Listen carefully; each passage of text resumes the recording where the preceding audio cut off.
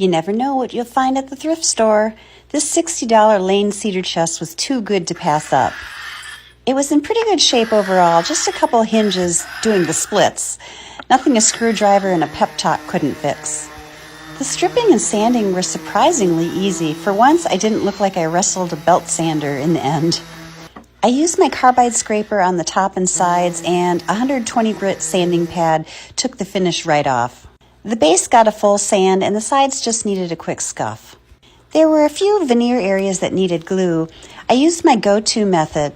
Wipe off the excess, add parchment paper, clamp it with a wood block, and let it dry flat. I also filled in a few holes and chips with 2 different types of wood filler. Just small fixes, but they make a big difference. Cedar chests like this are a perfect project for beginners. Simple structure, great resale potential. If you're new to thrift furniture flipping and not sure how to start, download my free guide on tools and tips. It's linked in my bio. Follow me for part 2. This chest is about to go from thrift store cast-off to main character energy. Restoring furniture isn't just about making it pretty again. It's about undoing decades of little nicks, dings, and dents. Today, I'm showing you how to tackle the hidden repair work that really makes a difference. I started by removing the wood clamps from the legs. I had used wood glue to flatten down some chipped veneer. It's not glamorous work, but it's the foundation for everything that comes next.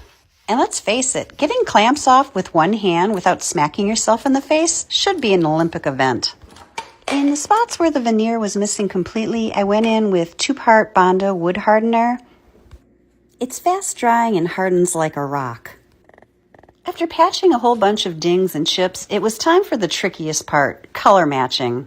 I used several different colors of furniture paint, layering them to match the walnut stain I was planning for the base and accents. Sometimes it takes 2 coats, sometimes it takes 5, and a snack break. This step is honestly part art, part science, and part throwing your hands up and hoping for the best. Once the color looked close enough, I sprayed on a coat of shellac.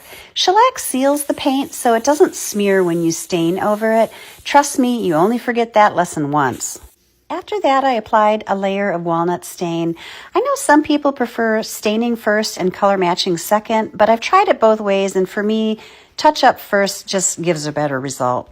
Once the stain looked good, I put on a layer of polyacrylic to lock it in, then sanded it smooth. And that's when those patched areas popped out like flashing neon signs.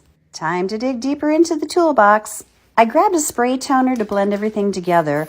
It helped, kind of. I sanded it again, but still wasn't loving it. So I went back in with another heavy layer of stain, this time letting it sit much longer before wiping it off. Finally, the touch-up areas started to melt into the background instead of screaming for attention. I'll be honest, by the end of every color matching project, I somehow managed to pull a rabbit out of my hat. But I still feel like I'm missing a secret sauce in my process. If you know what it is, please let me know in the comments. Come back for part 3. I finally get to the fun parts, painting, adding some decorative details, and reattaching the lid. You won't want to miss it. After all the patching, veneer repairs, and color matching, it's finally time for the fun part, transforming the cedar chest. If you're flipping furniture for profit, this is where the magic happens and where you finally feel like it was all worth it. This already had this perfect little rectangular inset on the front, so I carefully taped it off to protect it. And by carefully, I mean I measured it like 3 times because crooked tape haunts my dreams. I used bare scuff-resistant paint in the color Mined Coal to paint around the edges of the rectangle, plus the back and sides. It goes on like butter, and thankfully it's way less fattening. Once those areas were done, I pulled off the tape and got ready to stain that inset panel a rich walnut color. After the first coat of paint, I spotted a few flaws on the back side that needed more attention. I filled those spots with a little more wood filler and, of course, sanded between every coat of paint like my sanity depended on it. I'd already knocked out most of the staining on the lid and the base earlier, so at this point, it was just time to reattach the original hinges and give the whole piece one final coat of sealant for extra protection. The last step was to reattach these 2 wood slats that came with the original piece. I used wood glue, weighted it down, and then used some finishing nails to keep it secure. I'm loving how the 2-tone finish turned out. It's clean, classic, and honestly, I'd keep it if I had the room. But alas, flipping furniture for profit sometimes means you have to part way with your favorites.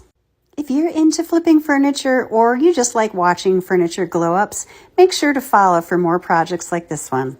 My name is Meg, and I show you practical tips for refinishing and flipping furniture. Be sure to hit the follow button for more.